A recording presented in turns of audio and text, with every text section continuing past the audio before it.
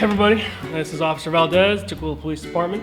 I have been with the police department for about 7 years now, coming up on 7 years, and currently serve as a community liaison officer. So you might see me in the schools, you might see me out in the community, always out and about. Come feel free to say hi. Today we're going to be reading a book, and this book is titled Elbow Grease, authored by John Cena, yes, that John Cena, the wrestler, and illustrated by Howard McWilliam. So we'll just dive right in. All right, so here we have Elbow Grease, Flash, Pinball, and Tank. Oh, and Crash. Each of them, he that tickles. Come on, Bo, the story is starting. Technically, at this point, the story has already started. What story? Last one there is a hunk of junk. Again, Elbow Grease.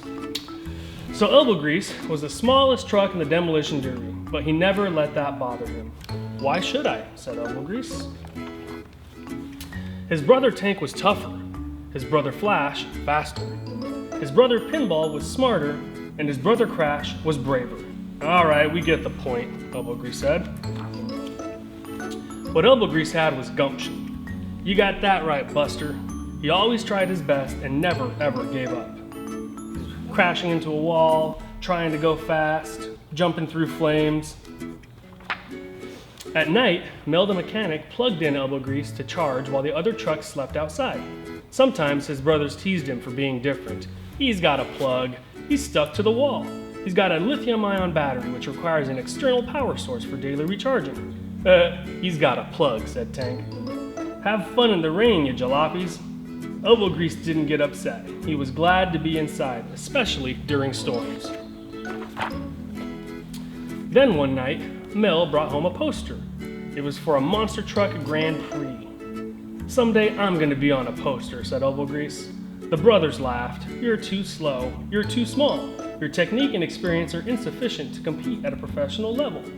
You're too, don't hurt yourself, Tank. That made Elbow Grease mad. So mad that he zoomed off to the Grand Prix by himself to prove his brothers wrong. I'll show those jalopies what I can really do. In the morning, Elbow Grease was exhausted. He had been driving all night without a charge. But when he arrived at the Grand Prix, he felt his circuit surge with excitement. He quietly rolled onto the track and snuck into position behind the monster trucks at the starting line. The race was about to begin. On your mark, get set, go!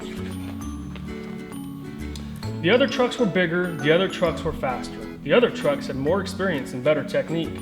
But Elbow Grease wouldn't quit. Never give up, said Elbow Grease.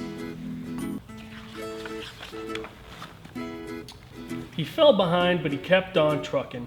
He got covered in mud, but he kept on rolling. He got bashed and smashed and even caught on fire a little bit, but still, he kept on going. Halfway through the race, it started pouring rain. Thunder rumbled, lightning flashed. All of a sudden, Elbow Grease's engine shut down. His battery was completely dead. Elbow Grease was stuck. For the first time, he wondered if his brothers were right. He started to cry. I'm not crying, I'm just cold and tired and scared of the light. Ah, crack-a-lacka, boom, shaka-laka. Lightning struck Elbow Grease. The lightning jolted the battery back to life. Elbow Grease barely had enough charge to keep going, but he didn't give up and he didn't give in. No matter what, he would finish this race, even if he came in last. Mel and Elbow Grease's brothers arrived just in time to see him rattle across the finish line and collapse in a heap. The winter celebration was already over. He's pretty tired. Look, Bo, most trucks couldn't even make it to the finish line, said Mel. Just then, the winner of the race rolled by. Well, shift my gears and call me Sally. This kid's got gumption. You boys could learn a lot from him. Crash was shocked, and Flash was stunned. Pinball was intrigued, and Tank was confused. Mel knew that Big Wheels McGee was right. If you only stick with what you're good at, you'll never learn anything.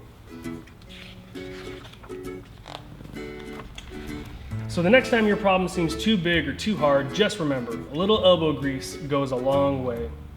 Hustle up and show me some gumption. You can do it, fellas. I'm currently on fire. Oops. The end. What do you mean the end? Haven't you been listening? Never give up, never quit, never say the end. Keep on going, keep on trying, you can do it. The end, the end.